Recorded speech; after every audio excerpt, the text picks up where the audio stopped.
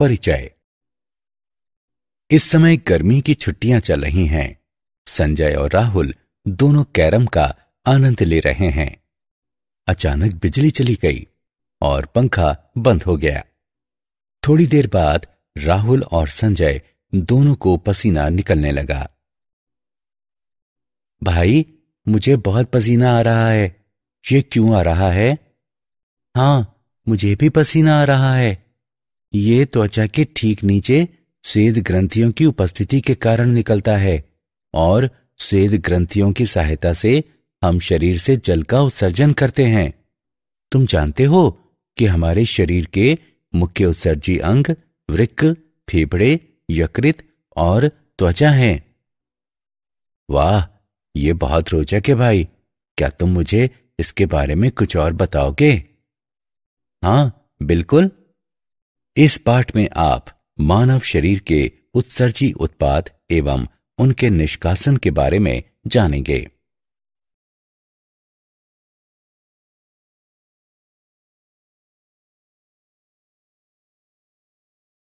उद्देश्य। इस पाठ के अंत में आप निम्न करने में सक्षम हो जाएंगे: मानव उत्सर्जन तंत्र की व्याख्या करना, मूत्र निर्माण का वर्णन करना, वृक्क नलिकाओं के कार्यों की चर्चा करना, निस्यंद को सांद्रण करने की क्रियाविधि की व्याख्या करना, वृक्क क्रिया के नियमन की चर्चा करना, मूत्रण की व्याख्या करना, उत्सर्जन में अन्य अंगों की भूमिका की संक्षिप्त व्याख्या करना और उत्सर्जन तंत्र की विकृतियों की सूची बनाना।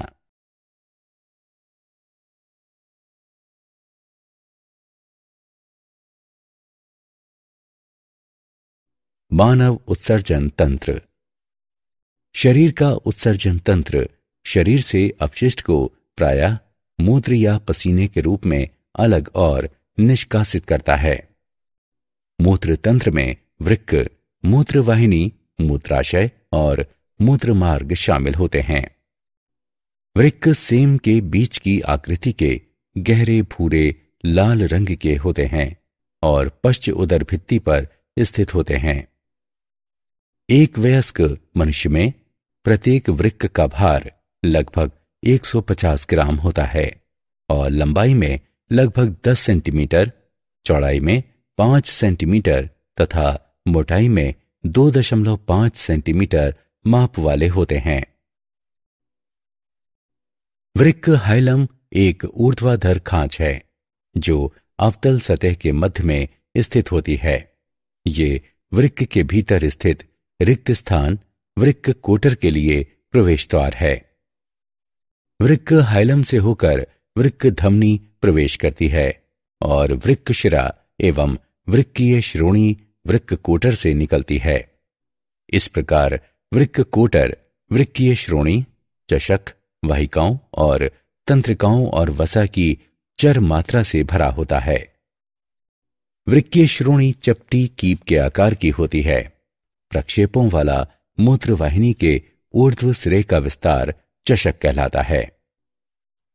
वृक्क ऊतक में बाहरी क्षेत्र वल्कुट कहलाता है और भीतरी क्षेत्र मध्यांश कहलाता है।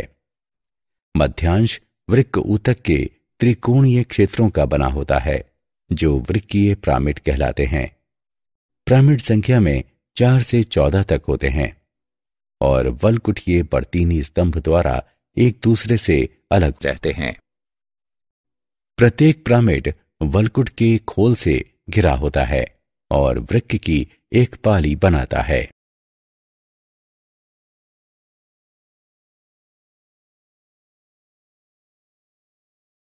वृक्क की सूक्ष्मदर्शीय संरचना। प्रत्येक वृक्क में लगभग 1.2 मिलियन वृक्काणु होते हैं। वृक्काणु वृक्क की संरचनात्मक और क्रियात्मक इकाई हैं और प्रत्येक वृक्काणु मूत्र निर्माण में सक्षम होता है। एक वृक्काणु में 2 मुख्य भाग होते हैं: वृक्क कणिका और वृक्क नलिका। वृक्क कणिका। वृक्क कणिका या मेलपीगिकाय एक गोलाकार संरचना है जो ग्लोमेरुलर संपुट से घिरे ग्लोमेरुलस केशिका गुच्छ की बनी होती है। केशिका गुच्छ गुथित केशिकाओं के एक गोलाकार गुच्छ को संदर्भित करता है। एक अभिवाही धमनिका द्वारा रक्त केशिका गुच्छ में प्रवेश करता है और एक अपवाही धमनिका द्वारा इससे बाहर ले जाया जाता है। ग्लोमेरुलर संपुट, जो बोवेन संपुट भी कहलाता है, केशिका गुच्छ को आच्छादित करता है और 2 परतों का बना होता है। ग्लोमेरुलर कोशिकाओं को घेरने वाली भीतरी परत आंतरंगी परत कहलाती है और बाहरी परत भित्तीय परत कहलाती है। वृक्क नलिका, ये एक लंबी जटिल नलिका है जो निम्नलिखित मुख्य भागों में विभाज्य है। समीपस्थ नलिका। समीपस्थ नलिका आरंभ में अनेक कुंडलियां बनाती है। समीपस्थ संवलित नलिका के नीचे एक सीधा खंड होता है जो समीपस्थ ऋजु नलिका है। हेनले लूप में अवरोही पतला खंड, आरोही पतला खंड और मोटा आरोही पाद होता है। जक्स्टा मेडुलरी नेफ्रॉन में डीटीएस एटीएस से जुड़कर हेयरपिन बैंड बनाती है। एटीएस बाहरी और भीतरी मध्यांश की संधि तक पहुंचती है। वल्कुटीय वृक्क में एटीएस नहीं होती है। डीटीएस मोटे आरोही पाद के साथ लूप के मोड़ तक फैली होती है। मोटे आरोही पाद के सिरे के निकट वृक्काणु अपनी अभिवाही और अपवाही धमनिका के बीच होते हैं। मोटे आरोही पाद का ये छोटा खंड मैक्यूला डेंसा कहलाता है। दूरस्थ संवलित नलिका, ये मैक्यूला डेंसा के बाहर एक छोटी दूरी से शुरू होकर वल्कुट में एक बिंदु तक फैली होती है, जहां 2 या अधिक सूत्र कणिकाएं की नलिकाएं जुड़ती हैं।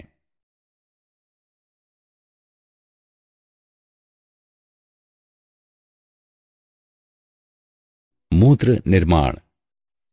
मूत्र निर्माण में 3 प्रक्रियाएं सम्मिलित हैं। गुच्छीय निस्यंदन।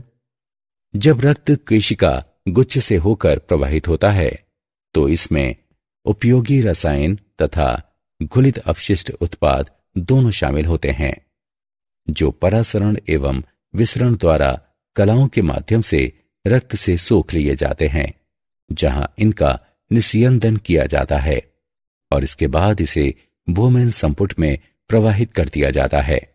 यह प्रक्रिया गुच्छीय निस्यंदन कहलाती है। इसमें जल, लवण, ग्लूकोज और अन्य रसायन होते हैं।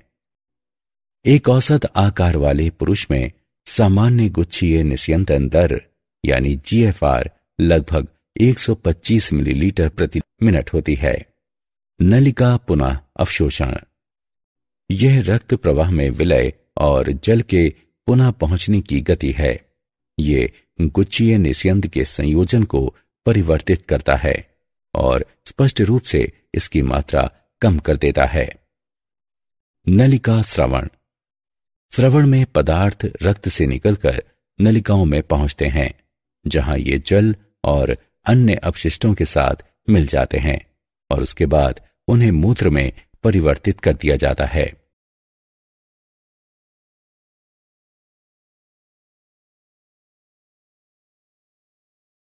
वृक्क नलिकाओं के कार्य। समीपस्थ संवलित नलिका यानी पीसीटी। समीपस्थ नलिकाकार कोशिकाओं की पहचान उनकी ल्यूमिनेल सतह पर उपस्थित ब्रुश बाढ़र उपकला द्वारा की जाती है। ब्रुश में हजारों अंकुर होते हैं जो 20 वलियों द्वारा प्रत्येक कोशिका के अवशोषण सतही क्षेत्र को बढ़ाते हैं। समीपस्थ संवलित नलिका पुनरावशोषण करती है। निस्यंदन के लिए किए गए जल Na+Cl- K+ और अन्य विलियों का लगभग 67%। केशिका गुच्छ द्वारा निस्यंदन किए गए लगभग समस्त ग्लूकोज और अमीनो अम्ल। समीपस्थ संवलित नलिका H+, यूरेट, पेनिसिलिन, सल्फोनामाइड और क्रिटिनिन स्रावित करती है।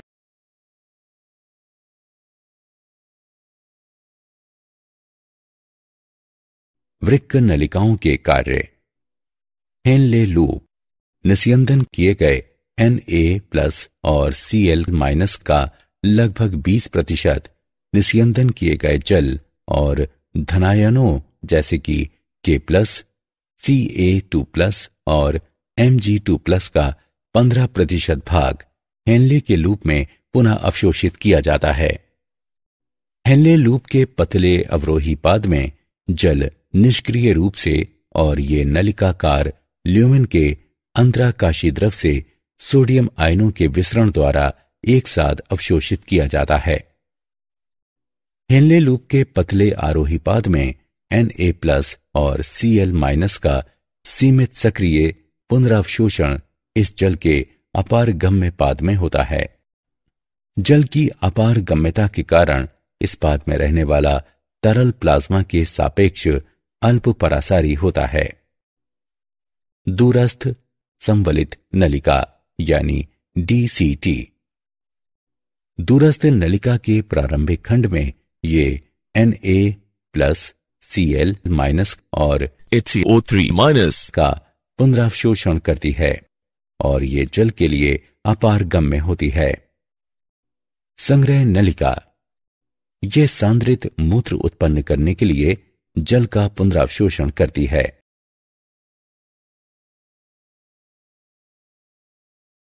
निस्यंद को सांद्रण करने की क्रियाविधि। एक प्रतिधारा प्रणाली उस प्रणाली को संदर्भित करती है जिसमें अंतर्वाह समांतर विपरीत दिशा में और कुछ दूरी तक बहिर्वाह के बहुत नजदीक प्रवाहित होता है। प्रतिधारा प्रवाह प्रणाली यू आकार की नलिकाओं से बनी होती है। वृक्क में हेनले लूप और वासा रेक्टा प्रतिधारा प्रणाली निर्मित करते हैं। हेनले लूप और वासा रेक्टा के बीच की नजदीकी अति पारासारिता और वृक्कीय मध्यांश में प्रवणता के लिए जिम्मेदार होती है। ये प्रवणता NaCl और यूरिया के कारण बनती है। हेनले लूप का आरोही पाद NaCl का परिवहन करता है और उसके बाद वासा रेक्टा के अवरोही पाद के साथ इसका विनिमय करता है। ये एकल प्रभाव कहलाता है। एकल प्रभाव के गुणन के कारण अंतराकाश की परासारिता वलकुट से मध्यांश और पैपिला तक उत्तरोत्तर बढ़ती है। यूरिया मध्यांश परासरणी प्रवणता के विकास में महत्वपूर्ण भूमिका निभाती है। आरोही और अवरोही वासा रेक्टा के बीच विलय का प्रतिधारा विनिमय मध्यांशी अंतराकाश से विलय के प्रवाह को कम कर देता है। पदार्थों का ये परिवहन प्रतिधारा क्रियाविधि कहलाता है।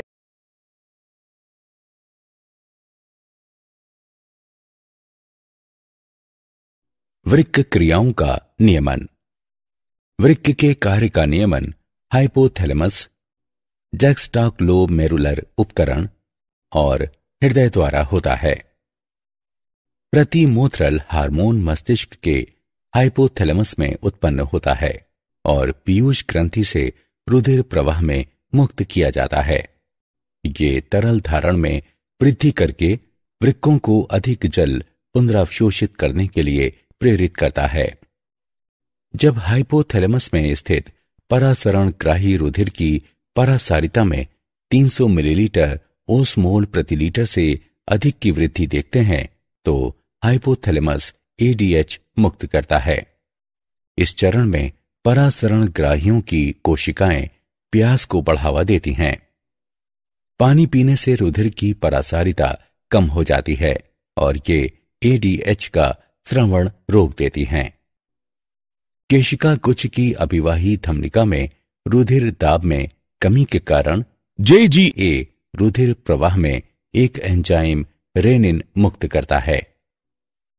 रेनिन एक रासायनिक अभिक्रिया शुरू करता है जो एंजियोटेंसिनोजेन नामक प्लाज्मा प्रोटीन को एंजियोटेंसिन 2 नामक पेप्टाइड में बदल देती है। एंजियोटेंसिन 2 धमनिकाओं को संकुचित करके रुधिर दाब को बढ़ा देती है। एंजियोटेंसिन 2 अधिक जल और NaCl को पुनः अवशोषित करने के लिए PCT को संकेत करके रुधिर आयतन में भी वृद्धि करता है।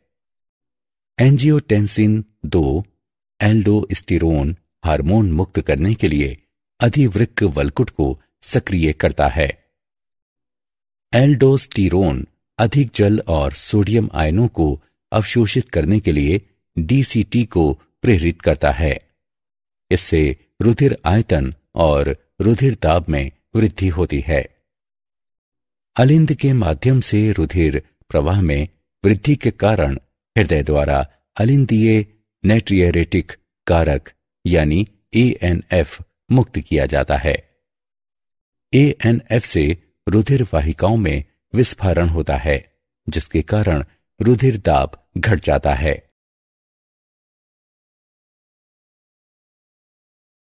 मूत्रण। मूत्रण एक प्रक्रिया है जिसके द्वारा भरे हुए मूत्राशय को खाली किया जाता है। मूत्रण की प्रक्रिया में शामिल घटनाएं हैं मूत्राशय का भरना और मूत्राशय खाली करना। जब वृक्कीय श्रोणि में मूत्र एकत्र होता है तो श्रोणि में दाब बढ़ जाता है और श्रोणि में क्रमाकुंचक संकुचन शुरू हो जाता है और मूत्राशय की ओर मूत्र को धकेलने के लिए मूत्रवाहिनी के साथ साथ फैलता है। एक बार जब मूत्राशय भर जाता है तो मूत्राशय की भित्ति पर स्थित ग्राही केंद्रीय तंत्रिका तंत्र को संदेश भेजता है। CNS मूत्राशय को संदेश पहुंचाता है, जिससे मूत्राशय की चिकनी पेशियां संकुचित होती हैं और मूत्राशयी अवरोधनी के शिथिलन के कारण मूत्र का उत्सर्जन होता है।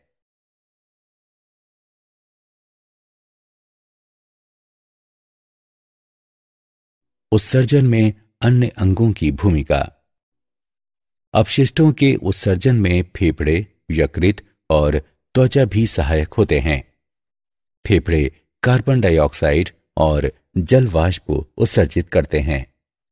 पित्तवर्णक पुरानी लाल रुधिर कोशिकाओं के विखंडन से यकृत द्वारा उत्पन्न किए जाते हैं।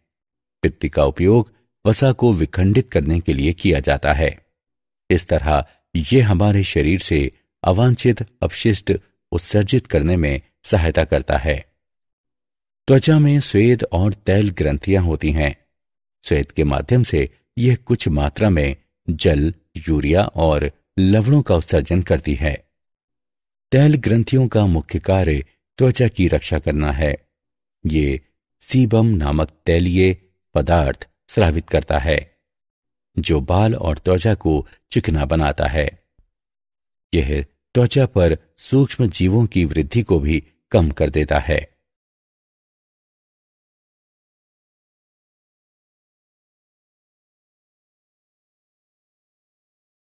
उत्सर्जन तंत्र की विकृतियां। यूरीमिया। जब मूत्रीय अपशिष्ट रुधिर में संचित हो जाता है तो ये यूरूमिया कहलाता है। ये एजेटोमिया भी कहलाता है। ये वृक्कपात का कारण हो सकता है। वृक्क प्रत्यारोपण और रक्त अपोहन यूरेमिया के उपचार हैं।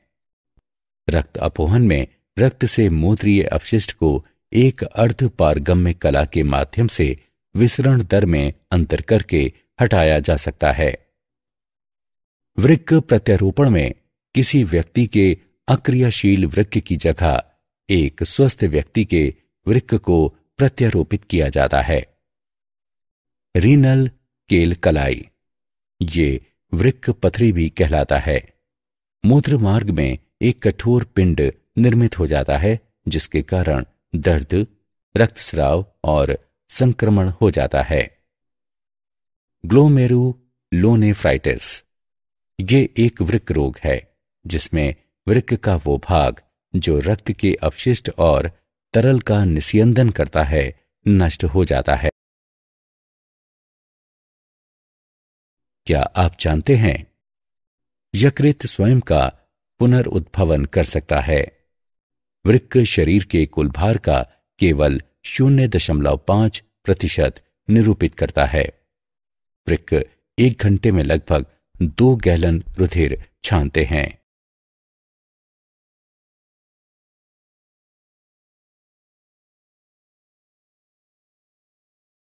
सारांश। आइए हमने जो कुछ सीखा है उसे संक्षेप में दोहराएं। मूत्र तंत्र में वृक्क, मूत्रवाहिनी, मूत्राशय और मूत्रमार्ग शामिल होते हैं। वृक्काणु वृक्क की संरचनात्मक और क्रियात्मक इकाई है। वृक्काणु में 2 मुख्य भाग होते हैं, वृक्क कणिका और वृक्क नलिका। मूत्र निर्माण में 3 प्रक्रम शामिल होते हैं, जो गुच्छीय निस्यंदन, नलिका पुनरावशोषण और नलिका श्रावण हैं। वृक्क में हेनले लूप और वासा रेक्टा प्रतिधारा प्रणाली निर्मित करते हैं। वृक्क के कार्य का नियमन हाइपोथैलेमस, जक्सटाग्लोमेरुलर उपकरण और हृदय द्वारा होता है। मूत्रण की प्रक्रिया की घटनाएं मूत्राशय का भरना और मूत्राशय को खाली करना है। अपशिष्टों के उत्सर्जन में फेफड़े, यकृत और त्वचा भी सहायक होते हैं। यूरेमिया, रीनल कैल्कलाई और ग्लोमेरुलोनेफ्राइटिस उत्सर्जन तंत्र की विकृतियां हैं।